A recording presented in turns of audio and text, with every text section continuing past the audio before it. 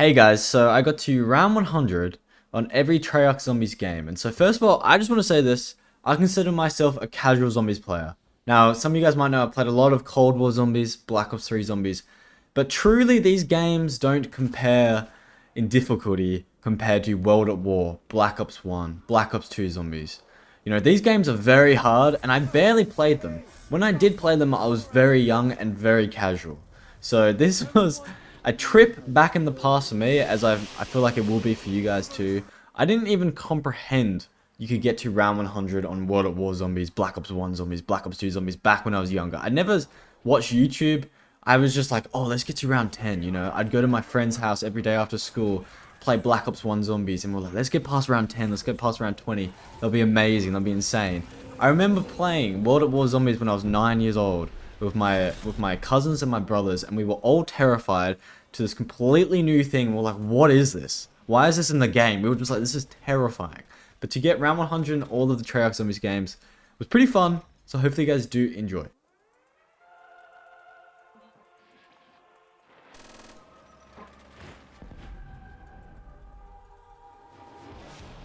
Now, it's important to establish World at War's atmosphere, because it made round 100 terrifying to attempt, because the game seems so distant and intimidating.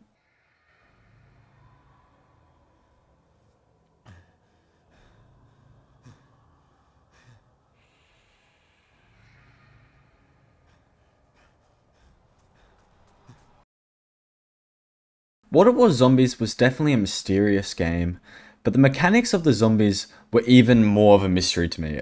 It's so confusing. It seems that if you lay down, the zombies can miss you sometimes. Honestly, I just spam prone half the time whenever I get trapped by the zombies because they tend to pull you in this game. They don't hit you from a distance. Another very important mechanic is never get close to the zombies with the ray gun. The ray gun is pretty damn good, so I do use it whenever I get it, but just don't get close to the zombies because the splash damage is insane in this game. So those were the things I learnt when playing World at War, so I just want to show you guys.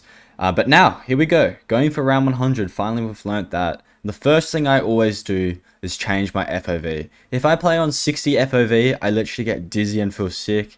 If you don't know what FOV does, it just makes it so you can see more of the game. After first changing my FOV, I grab the Kar 98 as you saw before, and then I just start to shoot the zombies. At round 3, I make my way into the mystery box room to grab the Thompson. Now the rounds on World at War are very slow to start with, as most of you guys know. Just creates that kind of atmosphere, but it can be kind of annoying if you're trying to get round 100. I then begin to hit the mystery box at round 5. Now, the weapons in World at War are pretty terrible, so I was very lucky to get the ray gun at round 5 on my second box hit. I would say the flamethrower is the best weapon on this map, next to the ray gun, and then the Thompson would be the third best. Most of the weapons, considering you don't have perks and there's no pack-a-punch, are pretty damn awful anyway. And so the early rounds, I only used the ray gun. I made sure I stayed in this room as well, because this is where I'm going to be spending my whole game. Don't open the couch on the stairs, so no zombies can come from that way, and they can only come from the windows and next to the mystery box. And I just want to say this, World at War looks a lot easier than it is. 2 hits and it's completely game over, and the zombies are incredibly unpredictable with their movement. Now this is also something very important that I had to learn when doing this. I failed a lot of times on about round 50 and I didn't know why, but it's because you have to open the couch on the stairs and it just changes the spawns on the map. At round 30 I finally get the flamethrower, and this is perfect timing because the ray gun begins to get weak. I just opened the chair on the stairs, and also you can manipulate the movement of the zombies with the flamethrower, which makes it easier. Now it gets kind of complex, but pretty much if you get close to a zombie with a flamethrower, he will stop and try and hit you, but he won't hit you depending on your timing. And so this makes training around the room with the flamethrower a lot easier. And of course it's important to note that only 24 zombies spawn in each round. And so although you might not have any perks, a good wonder weapon, and the zombies movement is incredibly unpredictable, you only have to kill 24 zombies per round, so you can get to round 100 pretty fast. And all you really have to do is do one loop of the zombies, and then they're all in a big herd, and then you just have to use the flamethrower to kill them. Okay, so here is the perfect demonstration of what is easy about this map. Like I said, only 24 zombies spawn in each round, so if you can pick up an insta-kill at the very start of a round, you can finish that round in under like 30 seconds. If you pick up a nuke at the very start of the round and just wait like 10 seconds for the zombies to spawn in, hit the nuke, the round ends as well. And this is why I traded the ray gun for the Thompson, because the ray gun starts to get weak at round 50, and so it doesn't speed up the rounds, it actually slows the rounds down. You're better off just using the flamethrower, and so I pick up the Thompson because it's really good with the insta-kills, and the ray gun's not very good with the insta-kills at all. Okay, so now onto the high round strategy for Nocturne Tone on World at War Zombies. And so at first, when I was watching high round strategy videos, I thought all you have to do is train the zombies in this tiny room. And I was definitely wrong, and I failed a lot of times because I thought that's all you had to do. Really, you need an exact route that you take every single round. Every single round, you're going to go in the same direction at the same speed. Obviously, it's going to vary a little bit, but you want to narrow it down as much as possible because the zombies in this game are so unpredictable. You want to try and make it a bit more predictable by going the exact same route and using the flamethrower, which then can slow down the zombies, and you can control the zombies a little bit better with the flamethrower. So that probably sounds very confusing, and it's because it is. You can only really learn it through experience and failing. These are some of the closest calls I had to failing in this game, and they look like I was a lot safer than I really was. Just keep in mind it's a 2-slap death, and the zombies suck you in, and there's no quick revive.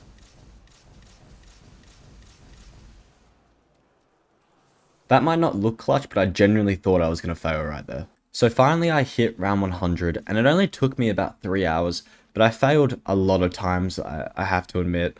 And you can see how happy I am to finally get to round 100. It's also pretty cool seeing, I think my highest round back in the day was like 36 on the iPod on World at War when I was a bit older.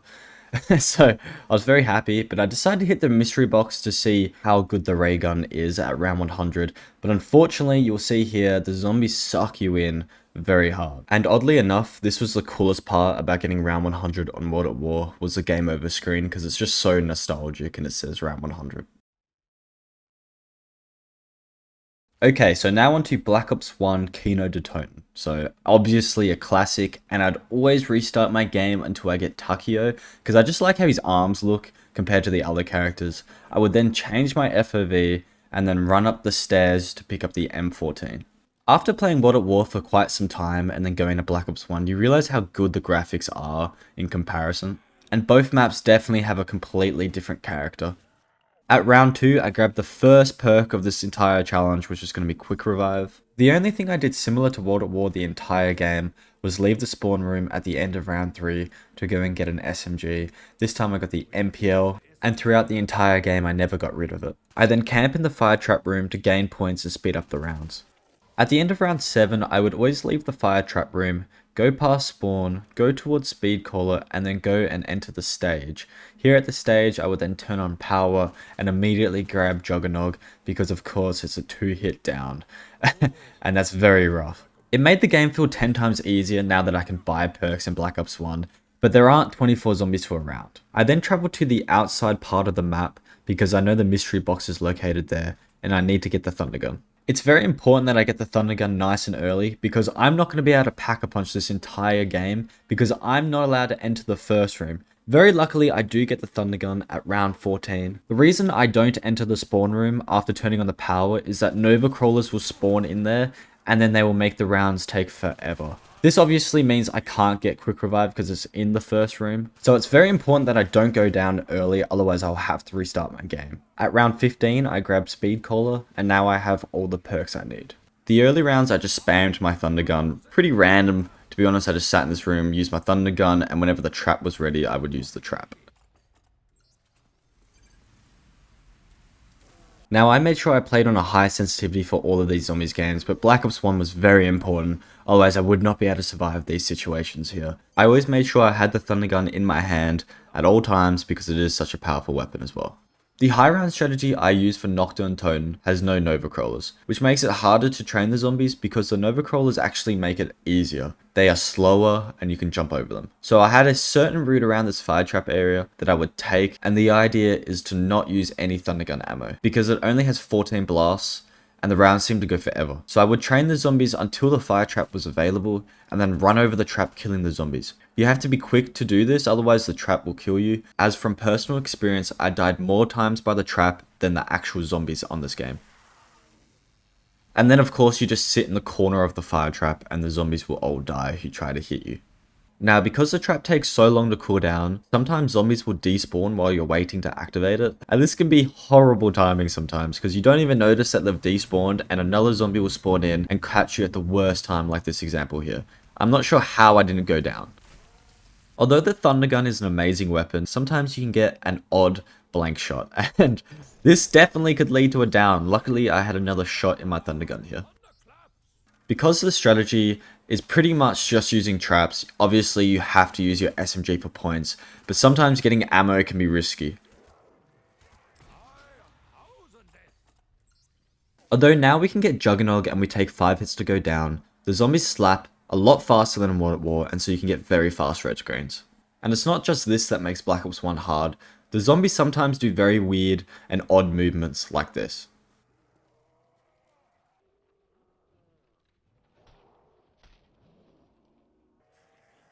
Here's another example of high sensitivity saving my life. I really should have died in this situation. And here's a perfect example of what not to do. I'm not sure why I shot the one zombie when I should have turned around and shot all the zombies behind me, but that's my first down at round 88, which is very annoying. I paused my game to have a moment of thought, because if you don't have Jug or Speed Collar, you're gonna go down pretty fast.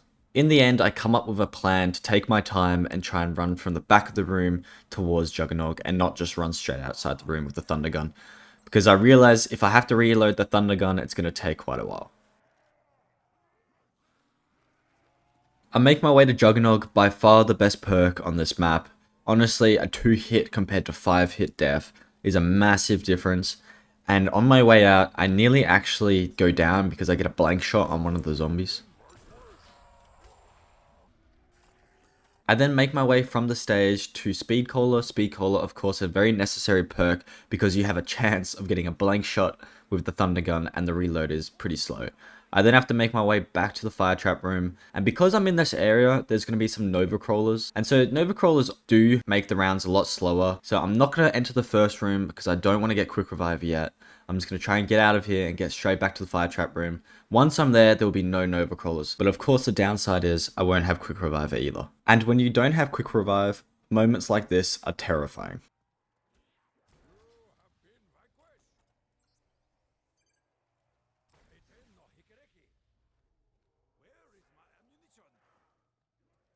After this close call, I finally enter the first room to get quick revive. I'd rather the game take longer than fail. You can see the first room shaking, and that means that the Nova Crawlers are going to spawn.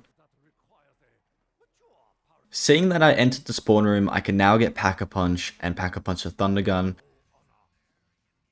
And I Pack-a-Punch the MPL as well, just because I wanted to see what it looked like. I'm pretty sure this is the first time I ever Pack-a-Punch on this map, because when I was younger, I was just that bad. I didn't even know how to Pack-a-Punch. I honestly wonder if that's a weird world record I set, because that's the first time I genuinely ever Pack-a-Punched on this map, and it was at round 92. Now that I entered the first room and Nova Crawlers are going to be spawning, I need to change up the strategy. So I still use the fire trap at the start of the round, but once the fire trap ends, I have to train up the zombies. And to be honest, it's a lot easier to train the zombies when there are Nova Crawlers, and so I kind of just go back and forth until I get them in a massive horde, and I make sure I shoot a lot with my SMG because I'm going to need a lot of points for this strategy. And then I finally go towards Jug and use the trap, and it's going to kill all the zombies behind me.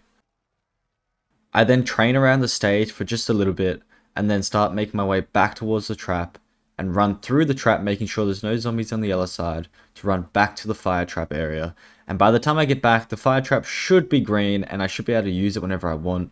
And so I'm going to wait until there's zombies spawning in the fire trap room to use it. And now finally I hit round 100, and it took me about 11 hours of playing. When I went down and had to enter the first room, it slowed things down a lot. But 11 hours is not too bad, I don't believe. I think the speedrun world record is about 8 hours. And getting to round 100 on these older games definitely is a different feeling to these newer games. It feels more like an accomplishment, and also just feels rare and kind of like even still mysterious. There's always an air of mystery in these older zombies games.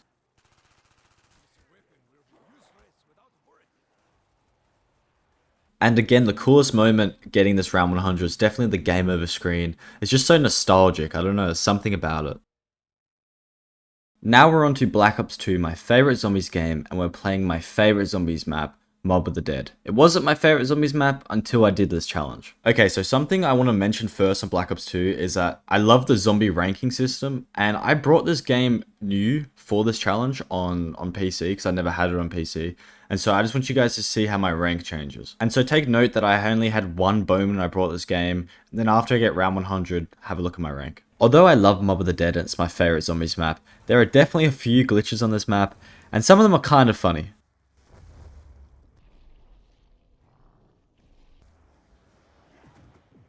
There's also a bunch of afterlife glitches, and unfortunately I get stuck here and I have to end the game.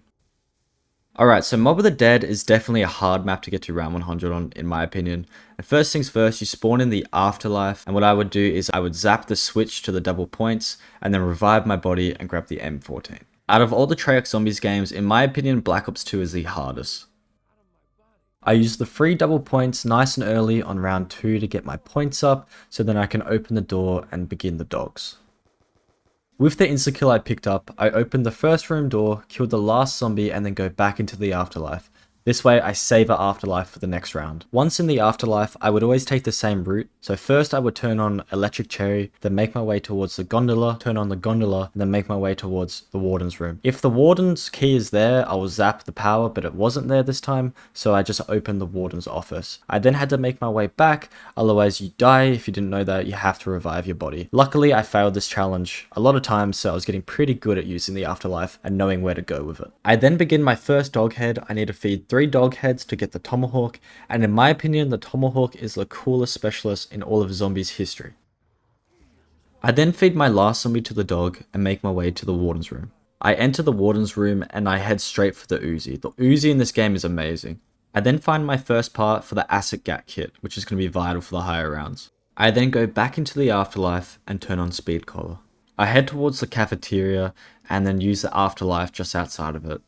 I then can zap the warden's key down and then also zap the laundry door open in this part of the map. I then revive myself and now I can grab the warden's key. This map is definitely a very innovative map and I'm showing you guys the setup as quick as I can. After opening up the whole jail side of the map, I then make my way towards the gondola to go towards the docks. At the docks, I save up 2,500 points, go into the afterlife, and then unlock Juggernog. Of course, Juggernog is just very important on every map, so I always try and get it first. It's kind of crazy to think that only 3 games have a 2-hit system without Juggernog, and that most zombies games now actually have a 3 or more hit system without Juggernog. And then some games have even removed Juggernog. But anyway, let's just keep going on the setup. At the bottom of the docks, I open a very important door and also grab my first shield part. I start feeding my second dog, and it's pretty obvious that Mob of the Dead was great inspiration for Dreisendrach. I finish my second dog and then open the door to the generator room. At the beginning of the new round, I go into the afterlife mode and zap 3 generators in the generator room. This will open a part up in the warden's room. I then make my way down the docks towards the bottom of the docks where I open the gate. I then zap the switch in the gate and that will open another part. These parts are necessary to build a plane that will take me to the Pack-a-Punch. I'm sure most of you guys knew that already, but it's kind of cool just to say that because that's a very cool idea. Also, as you just saw, I picked up my second part to the zombie shield. And then I also pick up my first plane part. And I pick up my final part to build the zombie shield. I then open the door that connects the jail part of the map to the docks. I then go back into the afterlife, and it's so cool to see the inspiration for beast mode in Shadows of Evil. It's pretty much the same thing as Afterlife with slight differences. This honestly gives me flashbacks of zapping double tap on Shadows of Evil, but this time we're doing it on Mob of the Dead. And then I make my way back down the spiral stairs, and on the side of the path there's going to be 3 numbers, and I need to put the 3 numbers into this machine here, and this will give me another plane part. And voila, I pick up the plane part.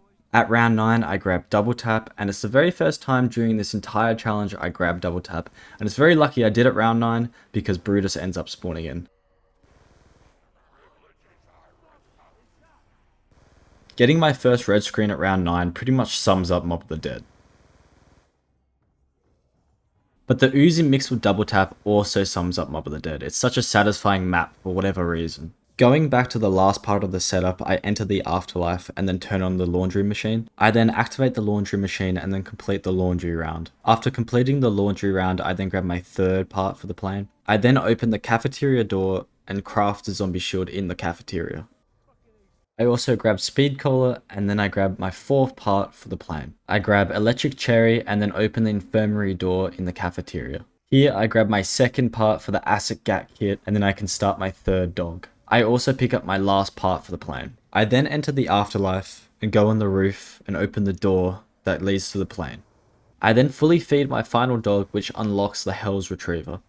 I go to the first floor of the jail and I pick up the Hell's Retriever. And again, more inspiration for Shadows of Evil with the sword. And in my opinion, I actually like the Tomahawk better. I just feel like it takes more skill and also you don't have to charge it, which I really love. Now that I have all my perks and I have all the plane parts, all I need is the Blundergat and the Ray Gun Mark II.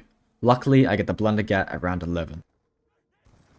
I then get the ray gun at round 12, and to be honest, it's just kind of annoying because you don't want to keep it because you can't get the Mark II if you already have the Mark I. So I have to trade the ray gun out for the MP5. I build the Acid Gat kit and then put the Blundergat inside of it, which will then upgrade it. I then pick up the upgraded Blundergat and now it's called the Acid Gat. Very luckily, at round 14, I get the Ray Gun Mark II. Now, some games when I played, I had to restart my game because I just never got the Ray Gun Mark II. It's very rare, and it's kind of annoying that you need it for the high round strategy, but at the same time, it's very cool in that way too. At round 15, I then build the plane and then take off to the Golden Gate Bridge. I love this scene, and this is just such a cool way to get to Pack-a-Punch. Again, I love this map. At the Golden Gate Bridge, of course, I Pack-a-Punch the Ray Gun Mark II, and then also the Blundergat, or the Acid Gat, because I have the Acid Gat kit equipped. I then complete one whole round on the Golden Gate Bridge, only using the Hell's Retriever, and this allows me to unlock the Hell's Redeemer once I leave the Golden Gate Bridge. The person who created the idea of the afterlife in this map is honestly a genius. I love how the way you leave the Golden Gate Bridge to get back to the jail is to die by the electric chair. I just think it's a really cool idea. The only way for me to actually grab the Hell's Redeemer is to go into the afterlife and grab it that way. Okay, so now we're fully set up. In comparison to World at War and Black Ops 1, the setup is a lot longer, but it's definitely worth it because it just adds more value to the gameplay. So for the early rounds, I camp next to Double Tap because the spawns are really quick there and no zombies can come from behind me. It's very easy up until about round 40. Now the thing about this spot here is if you get very unlucky like I did in this game, you can run out of ammo a lot. If you just get really bad max ammo rotations, and so I ran out of ammo here and nearly actually got trapped in the room. Pretty scary stuff, but you can see here the Ray Gun Mark II is very good at round 40 plus. And luckily I do get a max ammo because I was borderline completely out of ammo. Only 2 rounds later I again run out of ammo, but this time I completely run out of ammo in both of my weapons. So this turns out to be very scary, and of course a Brutus spawns in at the exact same time I run out of ammo. I do manage to hit Brutus once with the Hell's Redeemer as I make my way to the cafeteria, which is going to be my safe place when I've run out of ammo. And I do get to finish off Brutus as he comes up the stairs from the laundry. To speed up the rounds because I don't have any ammo, I then use the cafeteria strategy where I use the acid trap. In this situation, I have to pull out of going up the stairs where I would normally go because there's a zombie there. This strategy is super risky for that exact reason. At round 44, because of the Hell's Redeemer, I finally get a max ammo.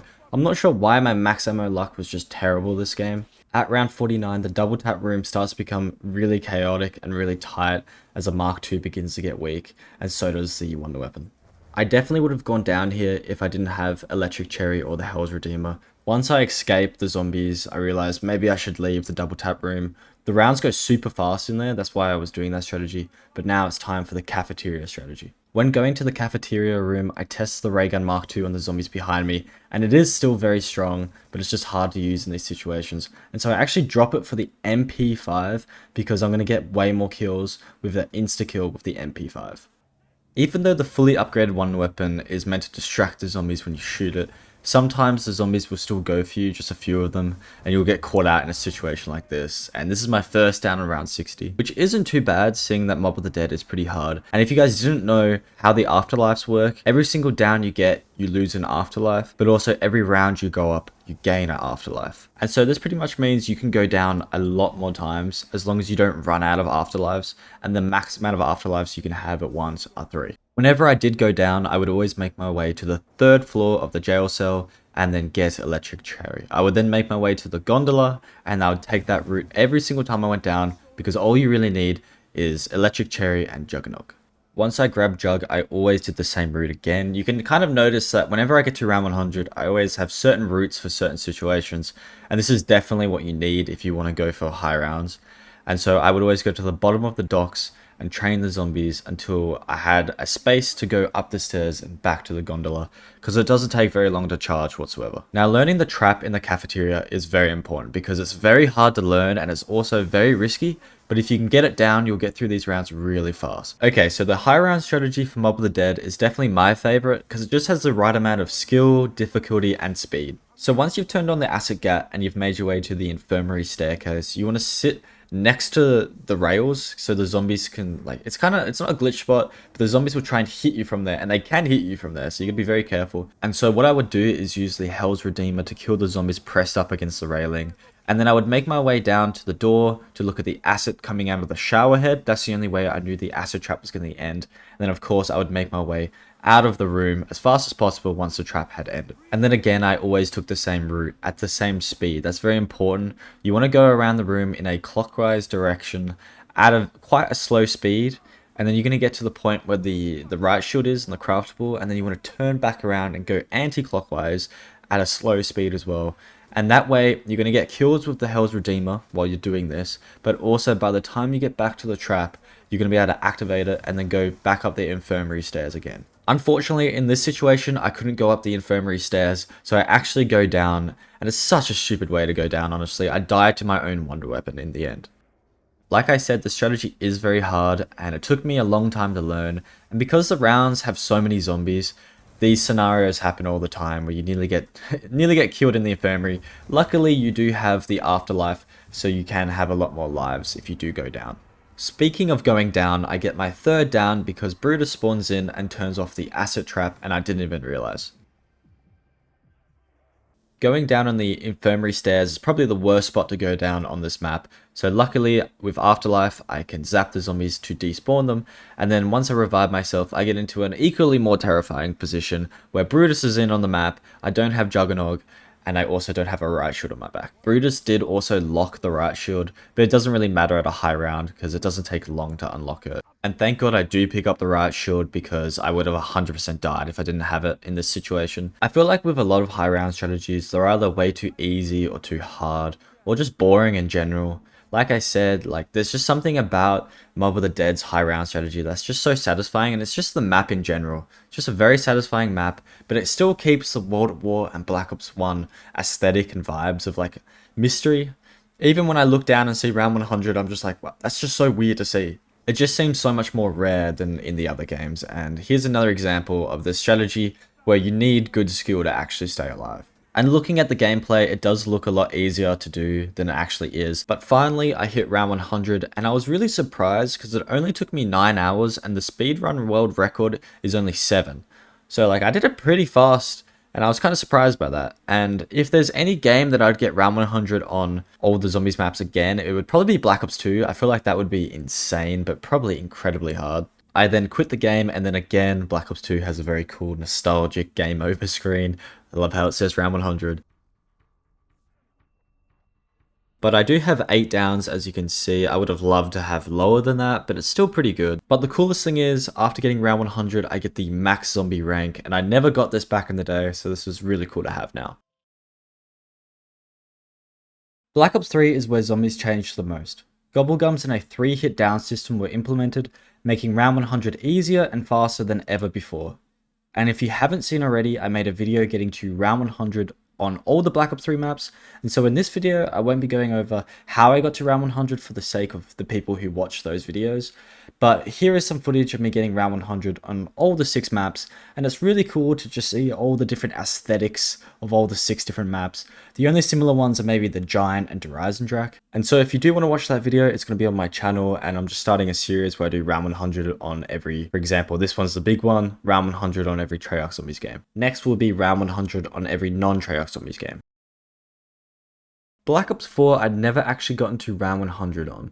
And that might sound weird because it is such an easy zombies game, but to be completely honest, I'd barely played it before. And so I chose the map 9 basically just because I saw a few people comment that like that's their favorite Black Ops 4 map. And so going into Black Ops 4, I was really interested to see if it's as easy as people say it is and if it's as bad as people say it is, because I've seen some big YouTubers not liking Black Ops 4 at all. Very luckily, when I got on to do this challenge, it was actually double points. So I think I was like level 20 and I got to level 55 really quick.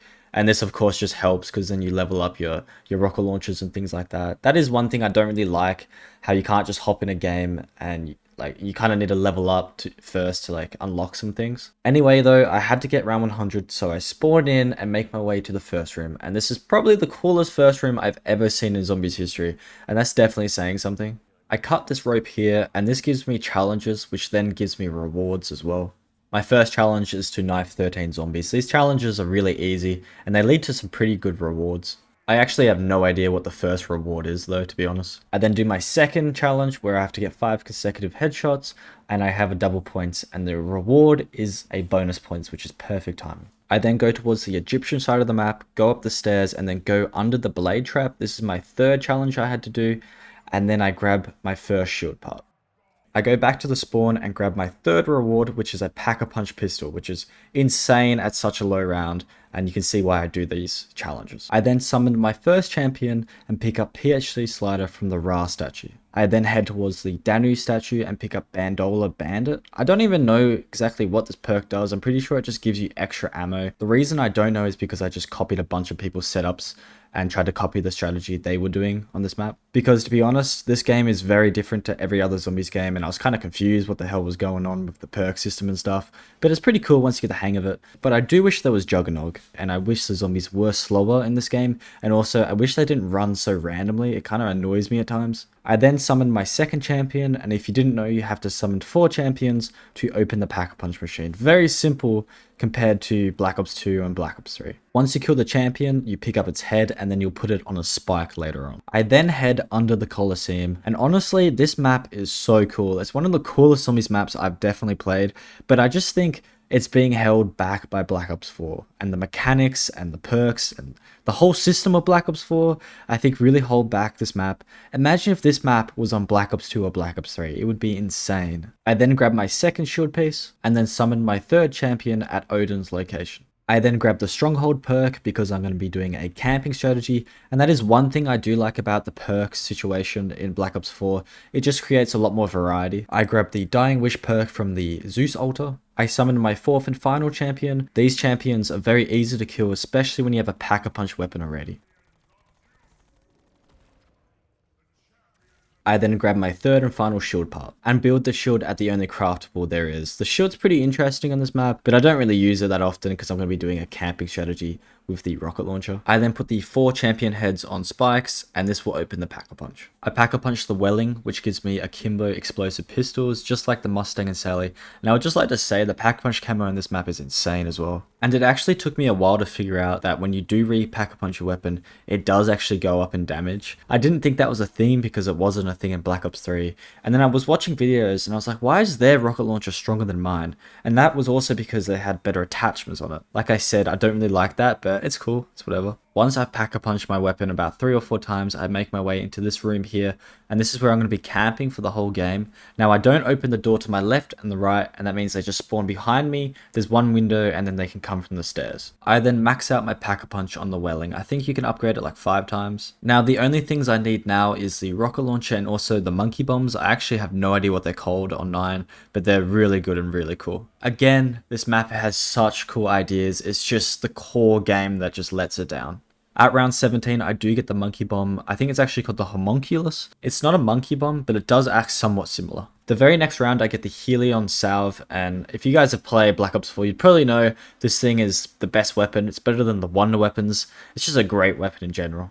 I then begin to pack punch the Helion salve, and this thing, if you fully max it out, is a one-shot kill forever. So, like I said, it's pretty broken, debatably a bit too broken, and maybe they should make the Wonder weapons a little bit better. And when I say they should make the Wonder weapons a bit better, I just mean the Scorpion on 9. I don't really know what the other Wonder weapons are even like on Black Ops 4, so I'm just referring to the Scorpion.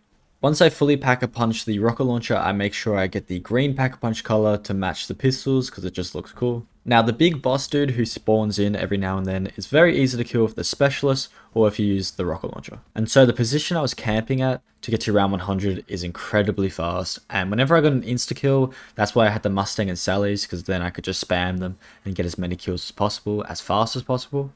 Okay, so I'm going to skip to round 62 here because this is the strategy pretty much. You sit in the corner here with your stronghold and spam your rocket launcher. Once you get to the high rounds, try not to spam it so much so you don't run out of ammo. That's just what I learned.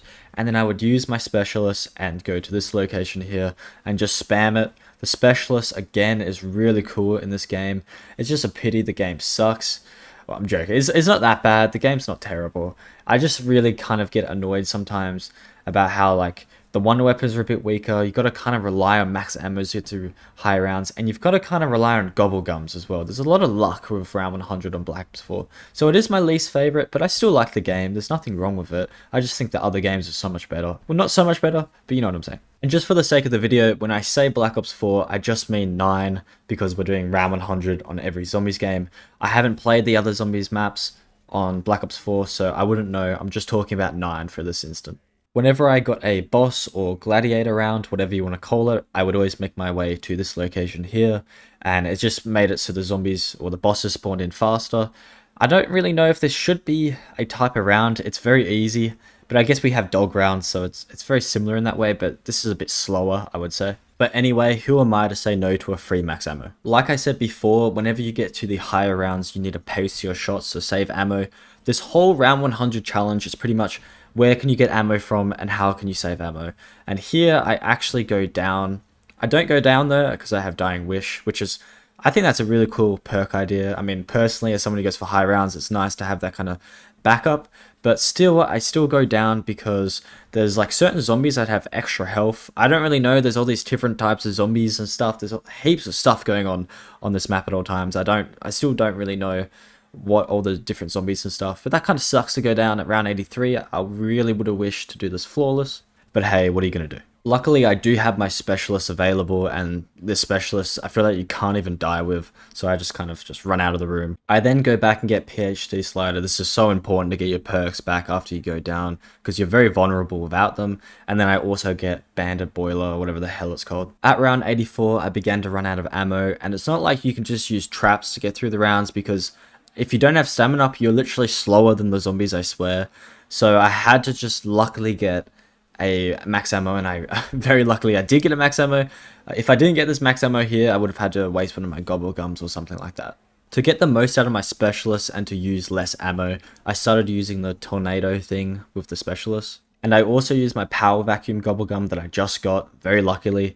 This thing is OP as hell, probably shouldn't be a thing, but of course it's fun to use, so I'm gonna use it. It's kind of crazy the difference gobble gums make on Black Ops 4 compared to Black Ops 3. For some reason, in my opinion, Black Ops 4, the gobble gums just seem even more overpowered. I guess because you're already more overpowered when you just get a rocket launcher. As long as you get a rocket launcher and fully pack-a-punch it, and then have like some max ammos and then some other OP gobble gums, you're gonna get round 100 pretty damn easy. Not to mention that specialists are completely overpowered in this game, and so whenever you're using something like a power vacuum and you get the specialists, you're pretty much invincible and you're getting them over and over and over.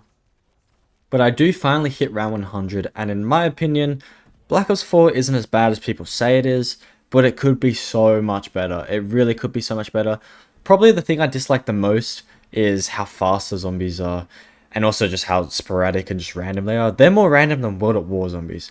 Another thing is, I don't like how to get to round 100, you just use a rocket launcher, and you have to just rely on max ammos to just come out of nowhere.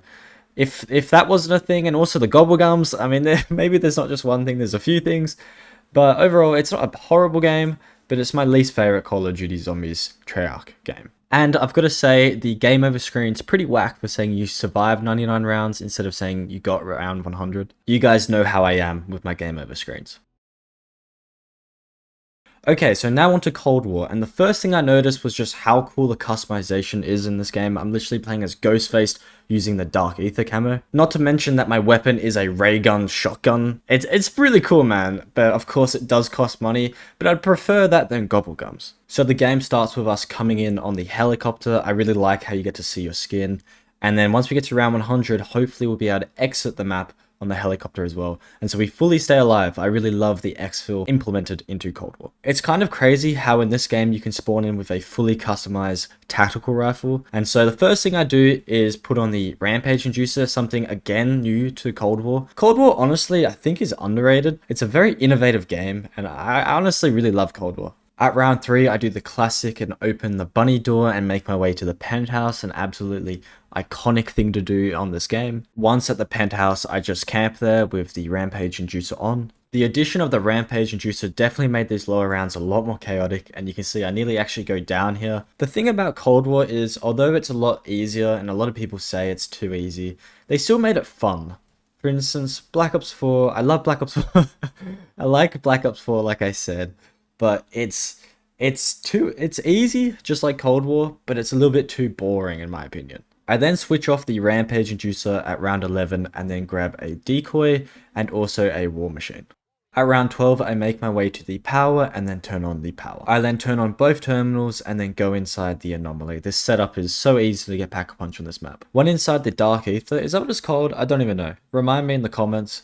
I then am able to grab whatever perks I want from the fridge. So I grab all of these perks. There are so many perks on this game, and then there's of course skills. I have everything maxed out because you guys know I played a lot of Cold War. I then grab the only Pack-a-Punch part that you need if you remember Mob of the Dead. Completely different story. And then I also upgrade the tier of my weapon, another new thing implemented into Cold War. I then Pack-a-Punch my M16 once. And now that my weapon is stronger, I then turn the Rampage Inducer back on and go to the penthouse. After some rounds pass, the fridge turns on and now I can grab the rest of my perks. It's crazy that there's 10 perks that you can use in this game. At round 35, I decide to do the coffin dance, a little Easter egg which gives you a chance of getting some really good stuff like the ray gun. I go to the crate, and unfortunately I don't get the ray gun, but I do get the DIE shockwave. I throw a decoy down and go to Pack-a-Punch the DIE shockwave, but unfortunately there's like a weird glitch where you can't like press on the second, and you can't even like back out. It's a weird glitch, it's hard to explain, and so I get trapped and nearly actually go down, and I get a massive 001 health. I throw another decoy, jump up, and then get absolutely slapped by the big Megaton. I'm then on 50 health, so I slide out of the room with the PhD slider and then get myself some armor. The armor you definitely need to have, otherwise you do actually get kind of weak in this game. I use the completely overpowered war machine to get out of the situation, and then I fully Pack-a-Punch my DIE shockwave. So in my opinion, Cold War Zombies has changed the most out of any zombies game since it's released. If you look at Cold War when it first released compared to Black Ops 1 when it first released, and then look how the games ended, you'll just see that Cold War changed a lot. You know, the weapon damage has changed a lot, the health of the zombies, the speed of the zombies in certain rounds and things like that. But at the current state of Cold War, I think we're at the easiest because we have the DIE shockwave that you can Pack-a-Punch 3 times, and also you can get to round 100 ridiculously fast with the Rampage Inducer. But seeing I hadn't played Cold War for a while, I forgot that the ray gun wasn't that good anymore and that the DIE shockwave was better. And so I did get the ray gun, I wasted time getting it for no reason. And that's what I mean with Cold War changing a lot. I couldn't even remember like what was the best weapons and stuff like that because it constantly changed. And so I Pack-a-Punched the ray gun thinking it was going to be insane, but really the DIE shockwaves are way better.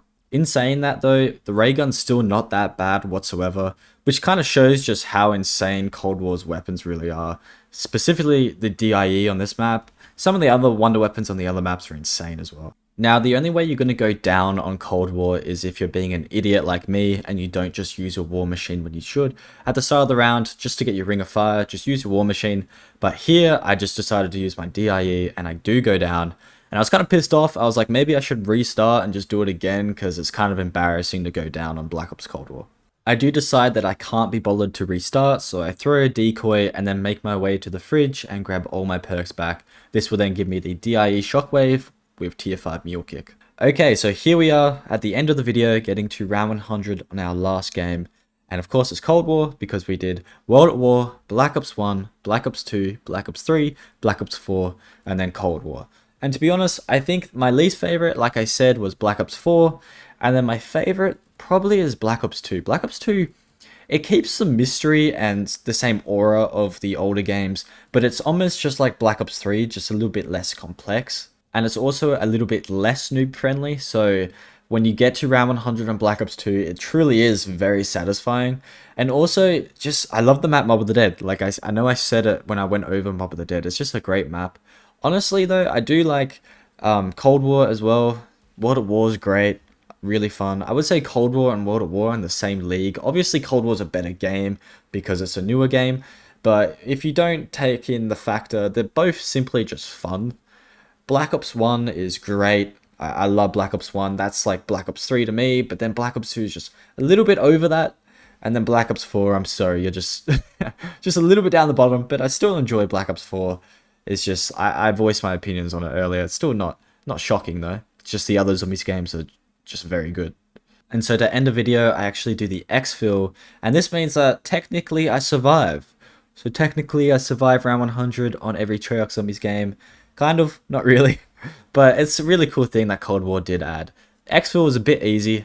Like Zombies, it's hard to get that mix between easy and hard. I think that's why I like Black Ops 2 so much. It's just the perfect mix in my opinion. And so hopefully you guys did enjoy this video. It was definitely the most fun I've had making a video, and definitely the most challenging, because obviously I'd never gotten to round 100 on Black Ops 1 and Black Ops 2 before, and I've never gotten to round 100 on Knocked.